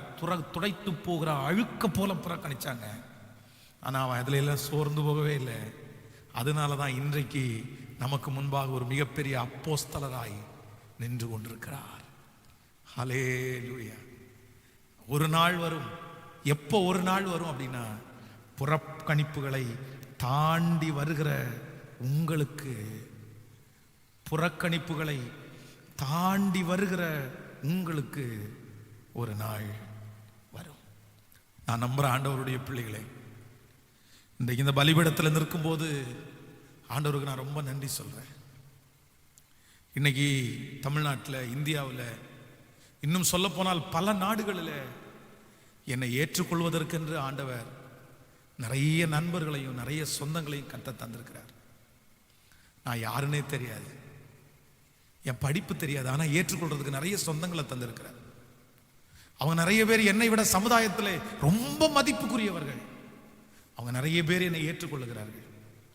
ஆனால் ஒரு காலத்தில் நான் நம்புறேன், என்னுடைய வாழ்க்கையில் வந்த ரிஜெக்ஷன், என்னுடைய வாழ்க்கையில் வந்த புறக்கணிப்புகள் கொஞ்சம் இல்லைங்க. என் வாழ்க்கையில் வந்த புறக்கணிப்புகள் ரொம்ப பெருசு.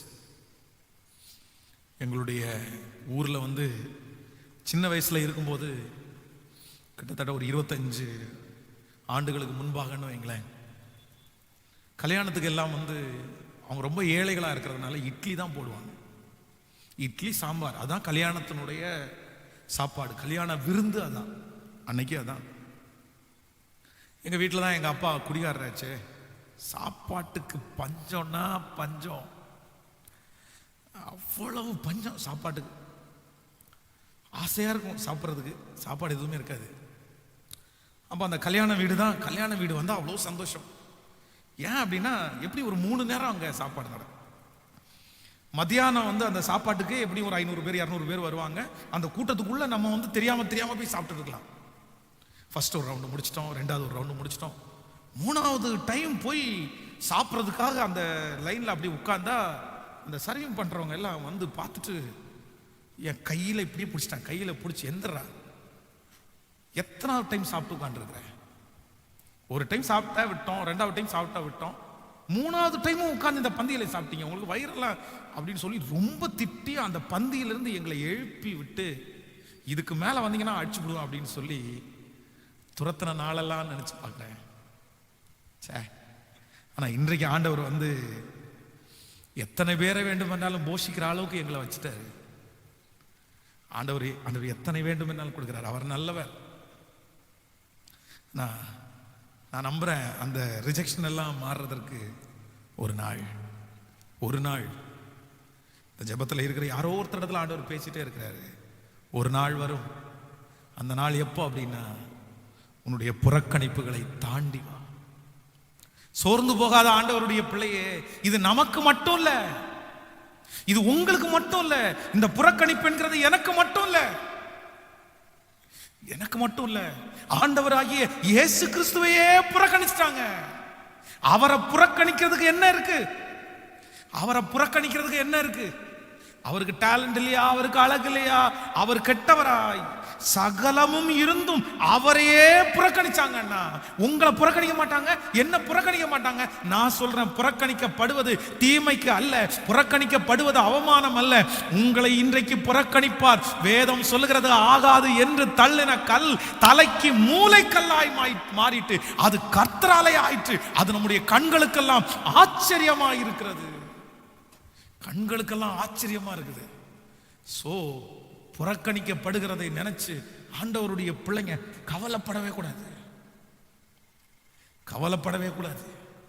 புறக்கணிக்கப்படுறது நல்லதுதான், புறக்கணிக்கப்படுவது நல்லதுதான்.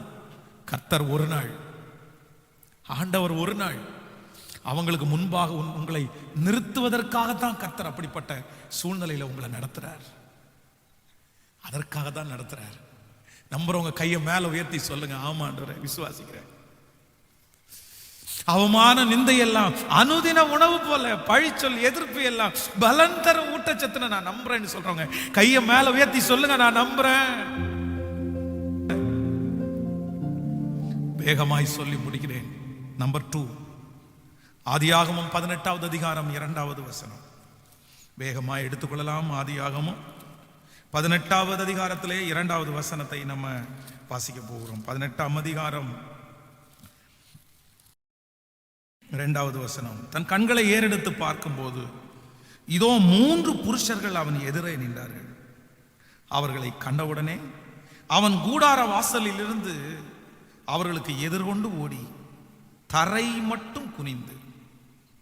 இன்னொரு வசனத்தை வாசிக்கலாம் நாம், 6வது வசனத்தை. அப்பொழுது ஆபிரகாம் தீவிரமாய் கூடாரத்தில் சாராவிடத்துக்கு போய், நீ சீக்கிரமாய் 3 படி மெல்லிய மாவு எடுத்து பிசைந்து அப்பம் சுடு என்றார். ஆபிரகாம் மாட்டு மந்தைக்கு ஓடி ஒரு நல்ல இளங்காளையை வேலைக்காரன் கையிலே கொடுத்தான். அவன் அதை சீக்கிரத்தில் சமைத்தான். நீங்க இந்த ஆபிரகாமை பார்க்கிறதற்காக, சோதோம் குமார பட்டணத்தை அழிப்பதற்காக 3 தூதர்கள் வருகிறார்கள். ஆனால் நான் செய்ய போகிறதை ஆபிரகாமுக்கு மறைப்பேனோ அப்படின்னு சொல்லி ஆண்டவர் வந்து அந்த 3 தூதர்களையும் முதலாவதாக ஆபிரகாம் இடத்திலே அனுப்புகிறார்.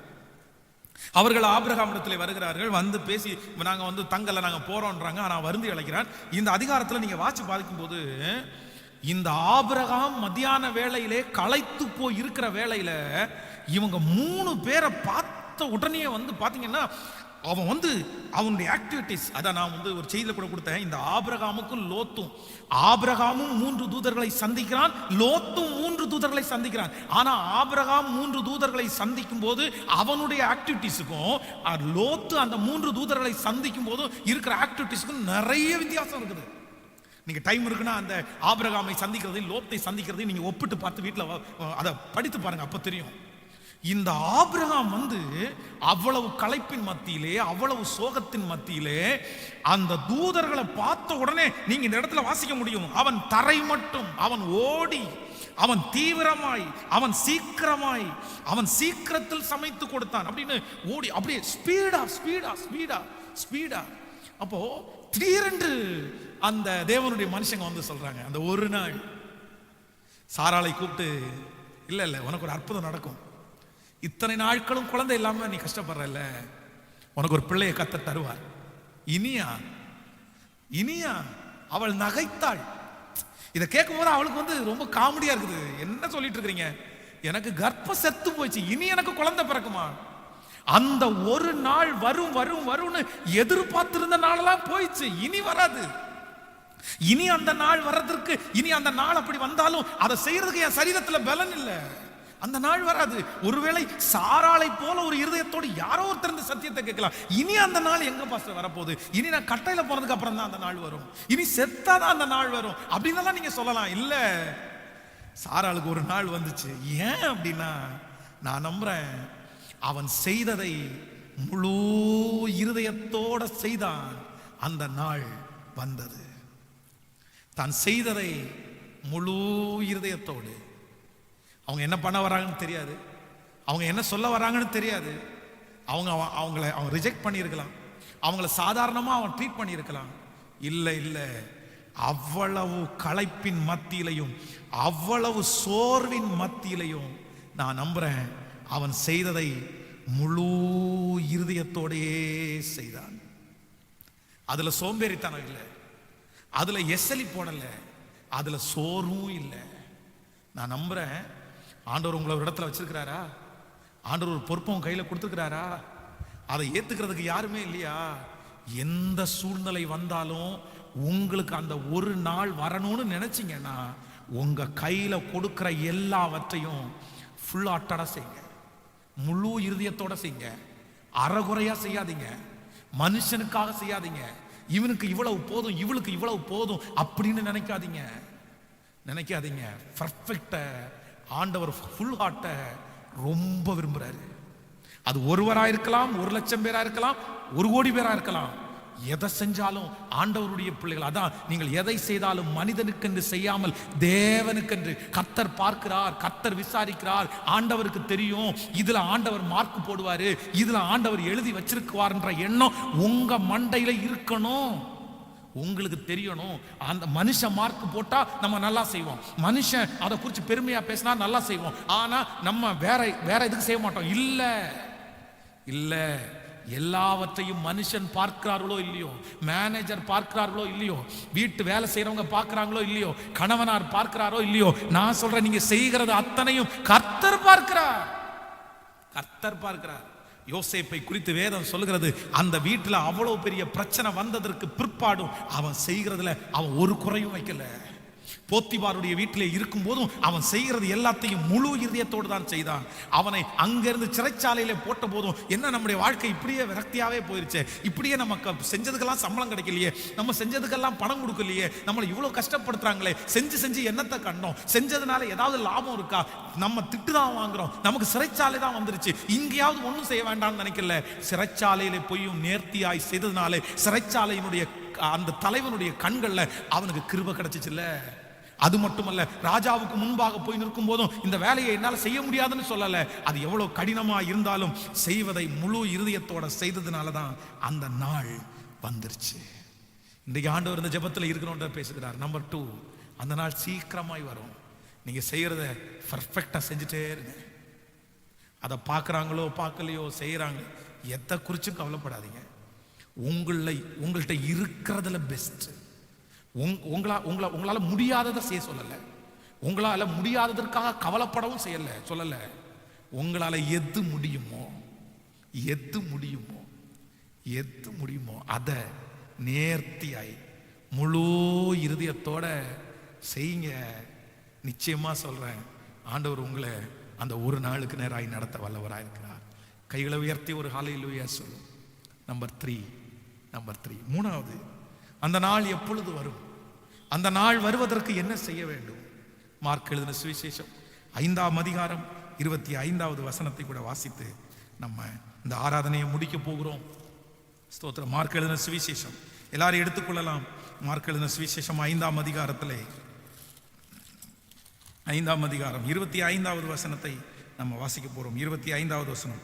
அப்பொழுது 12 வருடமாய் பெரும்பாடுள்ள ஒரு ஸ்திரீ அநேக வைத்தியர்களால் மிகவும் வருத்தப்பட்டு தனக்கு உண்டானவை எல்லாம் செலவழித்தும் சற்றாகிலும் குணமடையாமல் அதிக வருத்தப்படுகிற பொழுது இயேசுவை குறித்து கேள்விப்பட்டு, நான் அவருடைய வஸ்திரங்களை ஆகிலும் தொட்டால் சொஸ்தமாவேன் என்று சொல்லி ஜன கூட்டத்துக்குள்ளே அவருக்கு பின்னாக வந்து அவருடைய வஸ்திரத்தை தொட்டாள். ஆண்டவருடைய பிள்ளைகளே, இந்த இந்த பெரும்பாடுள்ள ஸ்திரீக்கு ஒரு நாள் வந்துச்சு. அந்த 5ஆம் அதிகாரம் 25வது வசனம். 12 வருஷமாய் பெரும்பாடு. வேதம் சொல்கிறது அநேக வைத்தியர்களால் மருத்துவம் பார்த்து பணத்தை எல்லாம் செலவு பண்ணி உடம்ப கஷ்டப்படுத்துறது தான் மிச்சம். ஆனா நோ யூஸ். பெண்களுக்கு இருக்கிற வியாதியிலே மிக கொடுமையான வியாதி அந்த வியாதி. அந்த வியாதி வந்தால் சரீரம் பலவீனப்படும், பலவலத்து போகும், உடம்புல இருக்கிற ரத்தமெல்லாம் வெளியே போகும், நடுக்கம் உண்டாகும், பயம் உண்டாகும், தூக்கம் குறைஞ்சிரும். நம்முடைய உயிர் வந்து ரத்தத்தில் தான் இருக்குன்னு சொல்லுதில்ல. ஸோ அந்த ரத்தம் நம்முடைய உடம்புல இருந்து குறையும் போது உயிருக்கே ஆபத்தாகிற அளவுக்கு நம்ம சிக்காயிடும். எழும்பி கூட நிற்க முடியாது, தளர்வா இருக்கும், பல கொடுமை. இது ஒரு கொடுமையான ஒரு வியாதி. ஆனா இந்த கொடுமையான வியாதி அந்த அம்மாவுக்கு இருக்குது. ஆனா இந்த வியாதிக்காக அவர்கள் கிட்டத்தட்ட 12 வருடமாய் போராடி கொண்டிருக்கிறார்கள். அந்த ஒரு நாள் வராதா? ஒரு டாக்டர் என்ன சரி பண்ண மாட்டாரா? ஒரு மருத்துவம் எனக்கு விடுதலை கொடுக்காதா? ஒவ்வொரு மருத்துவத்திற்கும் போகும்போதும் எத்தனையோ பேர் அவங்கள சொல்லியிருப்பாங்க, இந்த மருத்துவம் எனக்கு விடுதலை கிடைக்கும், இந்த மருத்துவனுக்கு. அவர்கள் வாஞ்சையா ஏக்கமா போய் இந்த இடம் மருத்துவம் கண்டிப்பா எனக்கு ஒத்துக்கும், என்னென்னமோ கற்பனையோட போவாங்க. ஆனா அந்த மருந்து அவங்களுக்கு ஒத்துக்காது. அந்த மருந்துல ஒரு லாபம் அவங்களுக்கு இல்லை. இப்படி ஒரு ஆண்டு இல்ல, 2 ஆண்டு இல்ல, கிட்டத்தட்ட 12 years, 12 வருடம். ஆனா 12 வருஷம் ஆகியும் இப்ப ஒருத்தரை கேள்விப்படுறாங்க.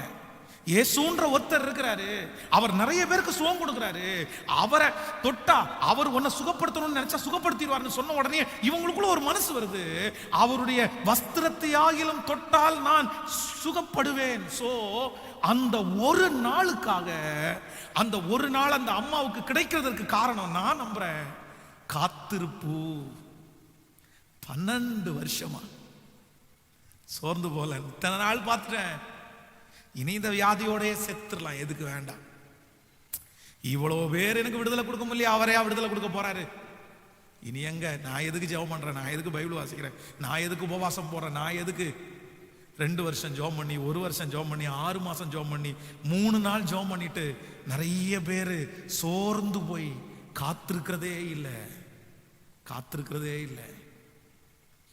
கர்த்தருக்கு காத்திருக்கிறவர்கள் புது பலன் அடைவார்கள். காத்திருக்கிறவர்களுக்கு பதில் வரும். உடைய காத்திருப்பு வீணா போகாது. ஆண்டவர் பேசுறாரு, அந்த ஒரு நாள் வருவதற்காக உங்களை கஷ்டப்படுத்துறத நினைக்காதீங்க. ஆண்டவருடைய பிள்ளையே, வெயிட். இந்த அற்புதம் நடக்கும்னு அவங்க காத்திருந்ததுனாலதான் இப்ப அந்த காத்திருப்பு என்ன பண்ணுது தெரியுமா? அங்க திரளான ஜனங்கள் அவரை சுற்றி சூழ்ந்திருக்கிறாங்க. ஒரு பலவீனப்பட்ட சரீரம், ஒரு பலவீனப்பட்ட பாண்டம் அந்த கூட்டத்துக்குள்ள போறதுன்றது அவ்வளவு சுலபமானது அல்ல. தொட்டாலே விழுந்துருவோம், அவ்வளவு வீக். அவளை யாரும் கூட்டிட்டு போறதுக்கும் இல்லை.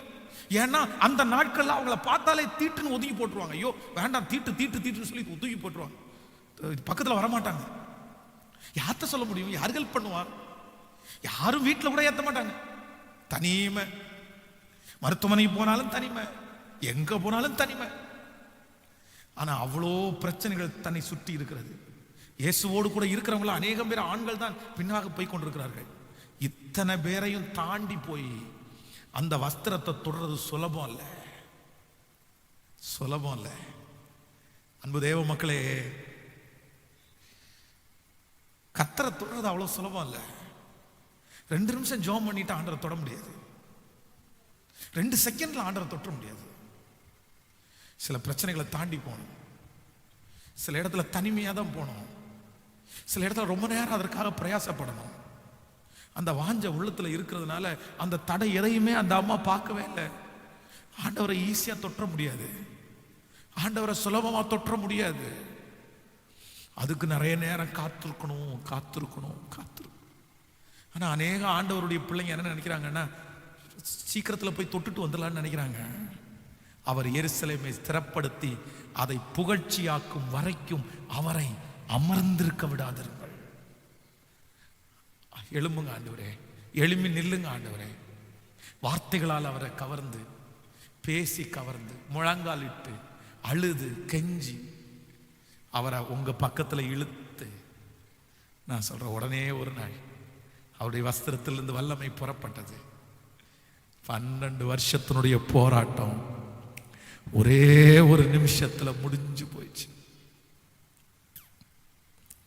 ஆண்டவர் கேட்கிறார், என்னிடத்திலிருந்து வல்லமை புறப்பட்டது, யார் என்னை தொட்டது? சீடர்கள் கேட்கிறாங்க, ஆண்டவரே இத்தனை பேர் உன்னை சுத்தி தொட்டுட்டு இருக்கிறாங்க, அவங்க என்ன ஆண்டவரை கேட்கறீங்க, என்ன கேட்கறீங்க? ஏன்னா அவங்களுக்கு ஆச்சரியமா இருக்குது. ஆண்டவர் இப்படி போய் கேட்கிறாரு, இப்படி போய் கேட்கறீங்க ஆண்டவரே, தொட்டது யாருன்னு கேட்கறீங்க, அது வஸ்திரத்தை தொட்டது யாரு கேட்கறீங்க, இவ்வளவு கூட்டம் இருக்கு, நெரிசல் இருக்குது. இல்லப்பா, எல்லாரும் தொட்டதுக்கும் யாரோ அற்புதத்தை பெற்றுக்கொண்டவங்க தொட்டதுக்கும் வித்தியாசம் இருக்கு. அவங்க விசுவாசத்தோட என்ன தொட்டாங்க, என்னிடத்திலிருந்து வல்லமை புறப்பட்டு அவங்கள சரி பண்ணிருச்சு. நான் தான் ஆண்டவரே 12 இயர்ஸா காத்திருந்தப்பா, இந்த நாளுக்காக தான் ஏக்கமா இருந்தேன். இந்த நாள் எப்ப வரும்னு நினைச்சேன். இந்த வியாதியோட ஒரு நிமிஷம் கூட எனக்கு தூக்கம் இல்லை. போராடி போராடி சலிச்சு போயிட்டேன். ஆனா இன்னைக்கு தான் நிம்மதி பெருமிச்சு விட்டேன். நான் நம்புறேன் அந்த நாள் வரும். நான் கேட்கிற அன்பு வாலிப தம்பி தங்கச்சி, என் அன்பு தகப்பன், என் அன்பு தாய், அந்த நாள் சீக்கிரம் வரும். அந்த பெரும்பாடு உள்ள ஸ்திரீக்கு முழு விடுதலை கிடைச்சு சந்தோஷமா மகிழ்ச்சியா, இனி எனக்கு அந்த பாரம் இல்லை, இனி எனக்கு அந்த வியாதி இல்லை அப்படின்னு சந்தோஷமா. நான் சொல்றேன், அந்த கூட்டத்தில் லட்சக்கணக்கான பேர் இருந்திருப்பாங்க. ஆனா லட்சக்கணக்கான பேர்ல ஒரே ஒருத்தினுடைய சந்தோஷத்தை மட்டும் அடக்கவே முடியல. அவன் மிகப்பெரிய சந்தோஷப்படுறா. அதற்கு வேற காரணம் எதுவுமே இல்லை. ஆண்டவரை தொட்டுட்டா, ஆண்டவரை தொட்டுட்டா. ஆண்டவரை தொட்ட ஒரு மனுஷன் லட்சக்கணக்கான பேர்லையும் தனியா தெரியுமா? ஆண்டவரை தொட்ட ஒரு மனுஷன் லட்சக்கணக்கான பேர்லையும் சந்தோஷமா இருப்பான். ஆண்டவரை தொட்ட ஒரு மனுஷன் 12 வருஷம் சுமந்த பாடா இருந்தாலும் ஒரே நிமிஷத்துல சரியாகும். ஆண்டவரை தொடுறதற்கு கர்த்தர் உங்களை அழைக்கிறார். கர்த்தரை தொடுறதற்கு ஆண்டவர் உங்களை அழைக்கிறார்.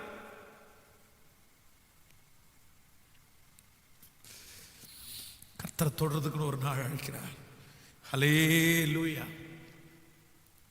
இந்த செய்தியை தயவு செய்து உங்களுடைய ஃப்ரெண்ட் சர்க்கிள் இருக்கிற எல்லாருக்குமே ஃபார்வர்ட் பண்ணுங்க. இந்த செய்தியை கேட்க சொல்லுங்க. உடஞ்சு போன உள்ளங்களை கேட்க சொல்லுங்க. இது நிறைய பேர் ஆறுதல் படுத்தும்னு நினைக்கிறேன். ஒரு 10 பேருக்காவது நீங்க சொல்லுங்க இந்த செய்தியை கேட்குறது. அந்த நாள் சீக்கிரம் வரப்போகுது. 12 வருடத்தினுடைய பாடுகள் முடிகிற நேரம் வந்துருச்சு. 38 வருடமாய் வாழ்க்கையிலே பட்ட சோதனைகளுக்கு முடிவு வந்துருச்சு. அந்த நாள் சீக்கிரம் வரப்போகுது. சிலருக்கு இந்த மாதத்திலேயே வரப்போகிறது. வீணாகாது. கைகளை மேல உயர்த்தி, இயேசுவே உங்களை நான் எப்படியாவது தொற்றணும் சொல்லுங்க, சொல்லுங்க, சொல்லுங்க. சத்தத்தை உயர்த்தி நெருங்கி வா, நெருங்கி வா, நெருங்கி வா.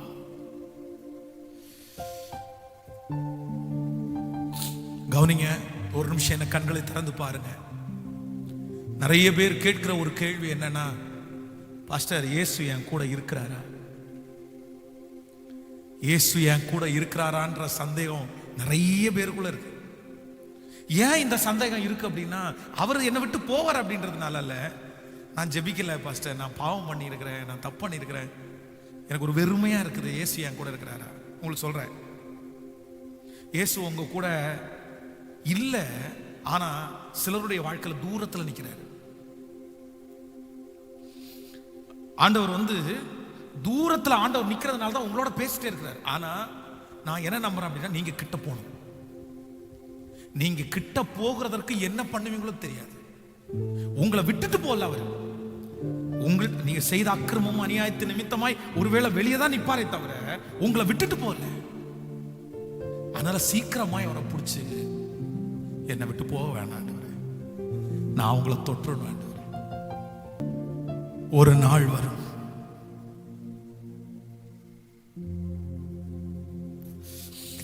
எனக்கு இனி என்னைக்கு வரப்போகுது இல்ல, ஒரு நாள் வரும்.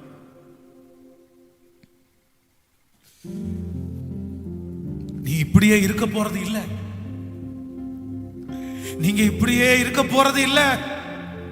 பிரதர், சிஸ்டர், அம்மா, அப்பா, நீங்க இப்படியே இருக்க போறது இல்ல. ஒரு நாள் வரும், ஒரு நாள் வரும். யோனத்தானுக்கு ஒரு நாள் வந்துருச்சு, உங்களுக்கு ஒரு நாள் வரும். யோசேப்புக்கு ஒரு நாள் வந்துருச்சு, உங்களுக்கு ஒரு நாள் வரும். தானியேலுக்கு ஒரு நாள் வந்துருச்சு, உங்களுக்கு ஒரு நாள் வரும். சிம்சோனுக்கு ஒரு நாள் வந்துருச்சு, உங்களுக்கு ஒரு நாள் வரும். தாவீதுக்கு ஒரு நாள் வந்துருச்சு, உங்களுக்கு ஒரு நாள் வரும். ஓ, உங்கள் தலையை நிமிர பண்றதுக்கு ஒரு நாள் வரும். உன் பாத்திரம், உன் கைகள் நிரம்பி வழிகிறதற்கு ஒரு நாள் வரும். அவமானப்பட்ட இடத்திலே அங்கீகரிக்கப்படுவதற்கு ஒரு நாள் வரும். வெட்கப்பட்ட இடத்திலே உன் தலையை நிமிர பண்றதுக்கு ஒரு நாள் வரும். உனக்கு ஒருவர் உண்டு என்று நிரூபிக்கிறதுக்கு ஒரு நாள் வரும். நீ தனிமை இல்லை என்று நிரூபிக்கிறதுக்கு ஒரு நாள் வரும். ஓ ஜீசஸ், உடைய பிள்ளைகளை மனதார ஆசீர்வதிக்கிறேன். உங்க மகிமை தாங்கட்டும் ஆண்டவரே. எங்க திருச்சபைக்கு சொந்தமான ஒரு இடத்திற்காக நாங்க ரொம்ப ஜெபம் பண்ணிட்டு இருக்கிறோம். எங்களுக்கு பெரிய தேவைப்பா, எங்க பலத்திற்கு மிஞ்சின தேவை. எங்களுக்கு தான் அது பெரிய விஷயம். ஆனா உங்களுக்கு பெரிய விஷயம் இல்லைன்னு எங்களுக்கு தெரியும்ப்பா. நாங்க உங்களை ஏனெல்லாம் கேள்வி கேட்க மாட்டோம். உங்களுக்கு சித்தம் இருக்குன்னு நாங்க நம்புறோம். எத்தனையோ பிள்ளைங்க அவங்களால முடிஞ்சதை கொண்டு வந்து ஆண்டவரை கொடுத்துட்டே இருக்காங்களே. ஆனா எங்க தேவை பூர்த்தி ஆகல, ரொம்ப பெருசு. அதற்கான ஒரு வழிவாசலை எங்களுக்கு திறந்து உங்க நாம மகிமைக்காக நான் நம்புறேன்ப்பா. இந்த ஊழியத்தை குறிச்சு எங்களுக்கு இருக்கிற கவலையை விட, எங்களுக்கு இருக்கிற வாஞ்சியை விட உங்களுக்கு நிறைய இருக்குல்லப்பா. இது உங்க ஊழியம் தானே, இது உங்க ஆத்தும ஆதாயம் தானே. எவ்வளவு பேர் வேணாலும் கிரிட்டிசைட் பண்ணலாம்ப்பா, எவ்வளவு பேர் வேணாலும் என்னென்னமோ பேசலாம். ஆனா எங்க இருதயம் உங்களுக்கு முன்னாடி திறந்திருக்குன்னு உங்களுக்கு தெரியும்ப்பா. எங்களுக்கு இல்லப்பா. திட்டுறவங்க திட்டட்டும், சொல்றவங்க சொல்லட்டும்ப்பா. எங்களுக்கு இல்ல. எங்க கை உங்களுக்கு முன்னாடி எப்பவுமே உண்மையா இருக்குப்பா. ஒரே ஒரு ஆசை மட்டும்தான், உங்களுக்காக வாழணும் சாகர வரைக்கும், உங்களுக்காக பேசணும் சாகர வரைக்கும், உங்களுக்காக ஆரோக்கியமா இருக்கணும் சாகர வரைக்கும், உங்களுக்கு பிடிச்ச மாதிரி நடக்கணும், உங்களுக்கு பிரியம் இல்லாத எதையுமே செஞ்சிடக்கூடாது. இதை தவிர வேற எதுவும் எங்களுக்கு இல்லப்பா. இல்ல இல்ல இல்ல, இதை மட்டும் சாகர வரைக்கும் எங்களுக்கு கொடுத்துட்டீங்கன்னா அதுவே எங்களுக்கு போதும்ப்பா. அந்த சந்தோஷத்திலே வாழ்ந்து முடிச்சிருவோம்ப்பா. உங்க பாதத்தை முத்த செய்யும் எங்களோடு இருக்கும். இந்த ஊழியத்தில் என்ன ரொம்ப தாங்குற தம்பிங்க, எனக்கு உதவி செய்கிற எல்லா உடன் ஊழியர்கள் எல்லாரையும் ஆசீர்வதி. இயேசுவின் மூலம் ஜெபம் எடுக்கிறோம் நல்ல பிதாவே. என் ஆத்துமாவே கர்த்தரை ஸ்தோத்திரி, என் முழுவலுமே அவர் பரிசுத்த நாமத்தை ஸ்தோத்திரி. என் ஆத்துமாவே கர்த்தரை ஸ்தோத்திரி, கர்த்தர் செய்த சகல உபகாரங்களையும் மறவாதே. நம்முடைய ஆண்டவராகிய இயேசு கிறிஸ்துவின் கிருபை, பிதாவாகிய தேவனுடைய அன்பு, பரிசுத்த ஆவியானுடைய அந்யோன்ய ஐக்கியம் நம்மளோடு மீண்டும் என்றும் சதா காலம் கூட இருப்பதாக. Amen. Hallelujah, hallelujah, hallelujah. Praise the Lord.